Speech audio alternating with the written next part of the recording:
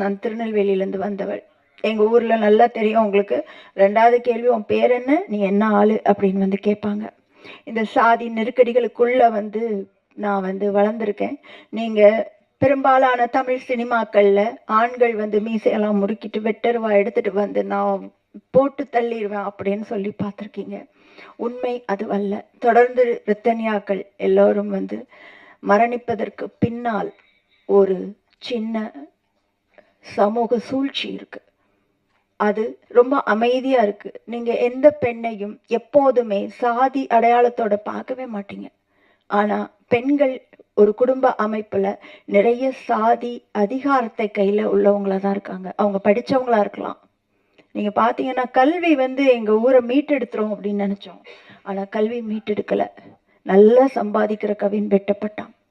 இதுதான் எங்க ஊருடைய நிலைமை வந்து அப்படிதான் இருக்கு. அப்போ என் வாழ்க்கையில எப்படி நான் என்னுடைய தேர்வை நிராகரித்து என் வாழ்க்கை பல்வேறு திசைகள்ல போனா, நம்ம ஒரு கனவு கண்டிருப்போம் இல்லையா, ஒரு பெண்ணா நம் வாழ்க்கை இப்படித்தான் போகணும்னு சொல்லிட்டு அது கலைச்சு போடும் பொழுது சீட்டு கட்டு மாதிரி கலையும் போது வாழ்க்கை நம்மளை கையை பிடிச்சி கூட்டிட்டு போகும். நமக்கு வேற வழி இருக்காது. நம்ம அது பின்னாடி போக வேண்டிய ஒரு நிர்பந்தம் இருக்கும். ஆனால் திரும்ப வாழ்க்கை எதை நோக்கி உங்களை நீங்க நேசிக்கிறீங்களோ அதை நோக்கி எடுத்துட்டு போகும். ஒரு பெண் தமிழ் சினிமால நிறைய வந்திருக்கு ஆண்கள் பார்வையில பெண்கள் எப்படி அப்படின்னு சொல்லிட்டு. ஆனா பெண்களுடைய கதைகள் சொல்லப்பட்டிருக்கா?